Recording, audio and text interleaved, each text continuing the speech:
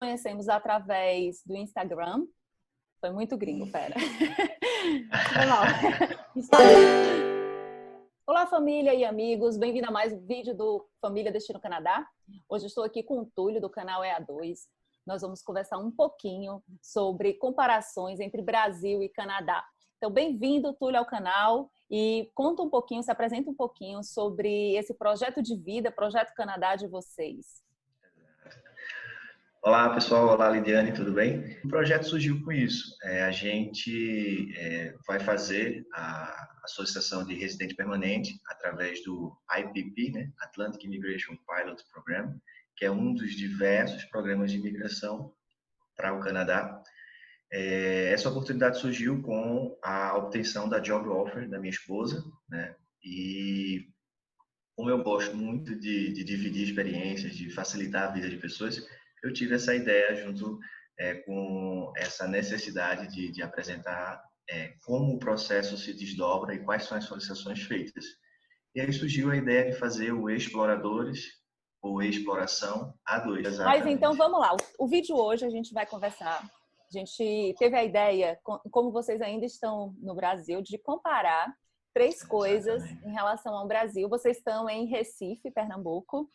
Eu sou do Ceará, então assim é legal até comparar as nossas percepções nordestinas, mas vamos tentar comparar regionalmente, mas também no Brasil, conhecimento que a gente tem também. Perfeito. Eu estou aqui em Toronto, né? Vou falar sobre Toronto, mas algumas coisas também vou comparar pelo que escuto de amigos que estão em outras províncias do Canadá. Primeiro tópico que eu selecionei pra gente, a gente vai conversar sobre segurança. Túlio, como é que você vê a questão da segurança hoje em Recife, no Brasil de uma maneira geral? Você se sente seguro? Comenta um pouquinho sobre isso. Golpe baixo esse aí. Veja só, eu consigo comentar o seguinte.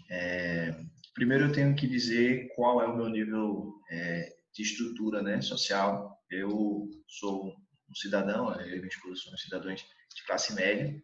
Tá? Eu vivo num apartamento bom, eu tenho um carro, eu tenho condições sempre de contar com recursos que poucas pessoas têm, mas, mesmo assim, eu gasto bastante dinheiro para ter essa segurança, né? Eu pago um condomínio caro para poder ter essa segurança, eu evito andar a pé por causa dessa insegurança que o país promove e, de forma geral, é muito ruim. Se você pegar um conglomerado de pessoas que estão indo para o Canadá, pessoas que se propõem a ir, pessoas que estão, pelo menos, sonhando em ir, um dos pontos é a insegurança. Né? De alguma forma, não que seja o primeiro ponto, mas vai ser o segundo, vai ser o terceiro, é a questão da insegurança. Entendi. Você falou que a questão da segurança, a busca por segurança é um dos maiores motivadores das pessoas. No caso de vocês, seu e da Heloísa, qual que é o maior motivador? A minha busca seria o poder de compra. Uma escala seria o poder de compra, a experiência internacional e, em terceiro lugar, seria realmente a questão da segurança. Né? Não consigo pensar em ver minha esposa sair na rua com medo de ser assaltada, de ser assassinada, de ser, enfim, tantas outras possibilidades que tem. Eu não consigo. Entendi. Então, mas numa escala, a prioridade para mim seria o poder de compra. Eu trabalho muito, né? Pago muito imposto e eu não vejo isso retornando. Eu não tenho a capacidade de comprar as coisas que eu efetivamente gostaria. Eu sofro demais, né? Eu passo 1 ano, 2 anos juntando dinheiro para comprar uma coisa que eu vejo pessoas fora passando 2 meses, 3 meses compram. Entendi. Rapidamente, para a gente ter uma ideia como é a questão da segurança no Canadá versus Brasil, eu vou te fazer algumas perguntinhas, você vai me responder sim ou não, tá certo? Tá bom. Então, vamos lá. Você se sente seguro em usar o transporte público aí? Não. Você se sente seguro em usar o seu celular em locais públicos abertos, no meio da rua? Não. Porque é iminente a sensação de que alguém vai vir e tomar isso de você, né? Na cara dura e sair correndo. Ninguém vai poder fazer nada por você. No Ceará, a gente sempre, quando eu estava no carro com meu esposo, a gente tinha nossas coisas, nossos pertences, e tinha a bolsinha do bandido, a carteira do bandido, a bolsa do bandido. E a questão do carro, já que você falou, a sensação de estar na bolha. Mas vocês se sentem seguros em dirigir com vidro baixo, por exemplo? Não, eu nunca. Nunca andei com... Nunca. Eu acho que, assim, o que eu tenho a comentar aqui do Canadá, esse é o principal diferencial em relação à segurança. Eu não preciso pagar por uma estrutura privada, como a de um shopping, para me sentir segura. Exatamente. Eu vou para um parque público e é sim seguro estar num parque público. Não preciso ter seguranças. Os meus pais vieram me visitar há 3 meses e eles ficavam impressionados que minha mãe andava procurando polícia. Não tem uma polícia aqui nesse parque. Aquela sensação de medo que tinha que ter polícia para ela para se sentir segura. Eu poder falo, mãe, a segurar. senhora vai ver polícia quando estiver aí fazendo a fiscalização dos carros estacionados ou então algum Uhum. aglomerado, mas em relação a ter que ter polícia para fiscalizar, para a gente se sentir segura, não. Eu tenho uma história, antes da gente ir para o tópico 2, bem rapidinho para contar. Quando eu vim para cá, logo que cheguei, eu não tinha, claro, demorou pelo menos uns 3 meses para eu sentir essa sensação de segurança, como sinto hoje, há 4 anos. Uhum. E eu lembro que às vezes eu estudava inglês e, por alguma razão, eu ia chegar à noite em casa, eu tinha que andar alguns blocos da estação do metrô até minha casa. E toda a vida, se estava escuro, o que eu fazia? Eu ia correndo. E teve uma vez que eu saía correndo. Gente, a sensação de que alguém ia aparecer para roubar minhas coisas era muito grande. Só que isso não é comum. É a síndrome do perseguido, né? O pessoal fala muito que estrangeiro tem isso quando sai. É só a sensação, assim, os reflexos Uhum. da cultura que você vive, a cultura do medo no Brasil, né? E, Durou assim, 3 meses, foi para você se adaptar, mais ou menos? para mim demorou, e isso aí, assim, apesar de que todos os meus amigos aqui, tenho amigos que já moravam aqui há mais de 10 anos, eles falam, não precisa, não tem medo. Mas, assim, era alguém falando e aquilo que eu vim uma vida inteira vivenciando. Eu não usava joias, bijuteria, nada em local público. Então, quando eu vim para cá, onde tudo isso, as pessoas eram... Eu ficava assim, gente, essa menina, o celular dando bobeira aí, parada, esperando o ônibus. Já passar um aqui de bicicleta e zum! Leva. Mas, enfim, Exatamente. essa questão da segurança é realmente algo que a gente pode comparar que hoje Brasil e Canadá estão em aspectos bem diferentes. Bastante. O segundo tópico que eu separei é lazer público. Comenta para mim, como é que você faz hoje para ter um lazer público de qualidade? O público não me agrada, não me atrai, por causa da insegurança. Hoje no Brasil, um lazer público vai muito do que sua mãe vivenciou aí. Cadê a polícia? Tem segurança? Onde é que estão as pessoas que vão promover essa segurança para que eu esteja nesse local público? E praia.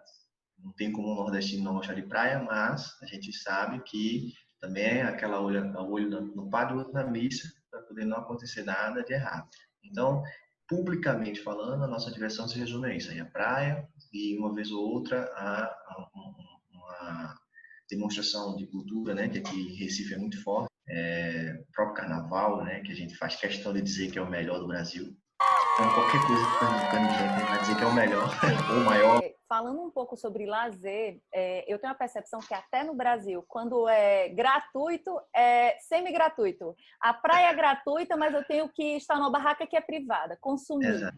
As pessoas falam muito assim, vamos no shopping que é de graça, não paga nada. Mas o objetivo, assim, a maior motivação de ir no shopping é o quê? Consumo, né? Exato. E aqui E você paga 10 a 15 reais no estacionamento, tá? estacionamento. Dependendo do tempo que você passar.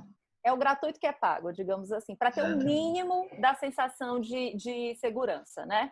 Aqui, quando a gente tem o lazer gratuito, primeiro, as pessoas aqui elas já são muito habituadas a sair totalmente preparada para não consumir. Então, quando você vai para um parque, você leva o seu lanche, você leva o seu snack, que a pessoa fala, você leva toda a sua estrutura, até porque, por exemplo, num lago aqui, que é a praia, a gente não tem barraca, né? Tem a areia, mas não tem barraca. Você traz toda a sua estrutura. Então, quando você sai de casa para passar um dia na praia, que é lago, você sai desde com a sua estrutura, sua cadeira, sua esteira e também com tudo dos seus lanches.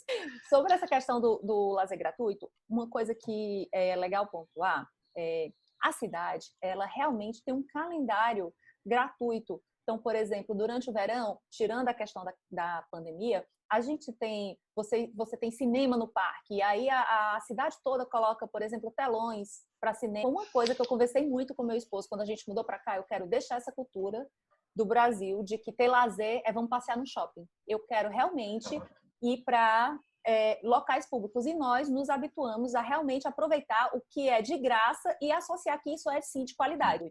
As quadras de tênis nos parques são gratuitas, mesas de ping-pong, as quadras, os parques, eles são muito bem conservados. Então, isso, assim, eu acho muito, muito diferente, novamente. O segundo ponto, acho que é isso, é diferente. Brasil e Canadá, o lazer gratuito. O terceiro tópico, chegamos no terceiro tópico, que é falar um pouco da culinária, comidas típicas. Diz que, por exemplo, em Recife, há uma culinária bem regional, há pratos que são assim... Porque eu estava esperando você falar do bolo de rolo, mas não falou. Mas é a sobremesa do almoço. E aí, quando você for, por exemplo, para o Atlântico, você já andou pesquisando sobre a culinária lá? Existe alguma culinária regional? Olha, como todo o Canadá ele é muito cultural, né? Muitas coisas foram levadas pelos imigrantes, sejam franceses ou os ingleses. Lá a gente viu que os frutos do mar são bastante diversos e fazem parte da cultura, como a batata, né? Que também foi uma inserção dos ingleses. Mas, assim, para dizer para você algo efetivamente do Atlântico, não tem. Até porque a província que a gente vai, né, que é New Brunswick, que é a única do Canadá que é bilíngue, né, fala francês e inglês, ela teve a sua maior colonização pelos franceses. Depois teve o tratado lá e passou para os ingleses, mas infelizmente você vai ver muito da cultura francesa servida nos pratos, você vai ver um pouco da cultura. Em relação à comida eu nem me preocupo, porque eu tenho direito a levar 2 malas, né? Uma vai ser só com comida daqui e a outra com a comida que eu acho que vai ser boa quando chegar lá. Então eu não vou levar roupa, brincadeira. Mas... Eu perguntei sobre culinária porque foi uma das coisas que assim que eu cheguei aqui, eu estranhei muito e foi um pouco difícil me adaptar com a culinária aqui de Toronto. Primeiro, tudo era muito apimentado. Todos os gostos de comida eram muito apimentados. Até quando a pessoa perguntava, você quer com pimenta, né? Do you want spice? E eu dizia, não. Eu perguntava como é que é. A pessoa dizia assim, sou. Pouca pimenta. Gente, o pouco pimenta deles é assim, muita pimenta. Então, assim, quando eu cheguei, claro, vindo de um outro país, você quer experienciar o Canadá de diversas formas. E a culinária era uma delas. E eu ficava procurando assim, eu quero comer um prato típico do Canadá. E aqui em Toronto, foi meio que impossível encontrar esse prato típico, porque a cidade é tão... Tu viu o relâmpago que apareceu aqui? Tá com uma tempestade, tá com... eu vi só o brilho. Caramba! Muito.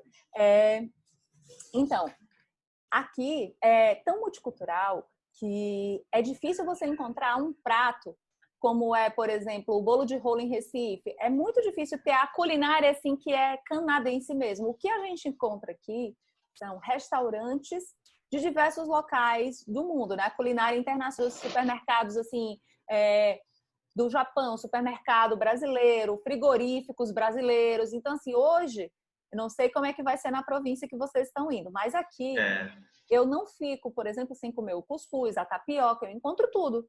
Porque eu vou nesses frigoríficos específicos. Né? E é isso, Túlio. Essas eram as 3 perguntinhas que eu queria comparar. A gente falou sobre segurança, lazer, culinária. E agora eu vou te pedir para convidar o pessoal que está aqui no canal a dar um pulinho no seu, porque a gente vai continuar esse bate-papo lá no canal. O pessoal é a 2 e a gente vai estar falando sobre o que lá, Túlio? Explica aí. Primeiro convidar vocês para conhecer lá o nosso canal, né? E lá a gente vai falar especificamente sobre a costa leste do Canadá, que é a parte do Atlântico, né? Que é a área que a gente vai estar fazendo a nossa imigração. É só procurar no YouTube, a gente tem um blog também, tem um Instagram, A2 Canadá. E lá a gente vai falar um pouco sobre transporte, feira, né? A questão de como a gente faz essa feira ou vai a restaurantes. E um pouco sobre salário e processo seletivo, né? Eu quero entender um pouco mais, eu quero que a Lidiane me diga como é essa diferença entre o Canadá e o Brasil em relação a esses 3 pontos. É isso aí, pessoal. Então, corre agora, vou deixar aqui o link do vídeo. Clica aqui em cima, no cantinho direito, e vai lá conferir o próximo vídeo. E se você gostou dessa, força aí para o canal, Família Destino Canadá, o EA2, se inscreve, compartilha e marca o sininho para as notificações, tá bom? Um abraço, pessoal. Obrigada, Túlio.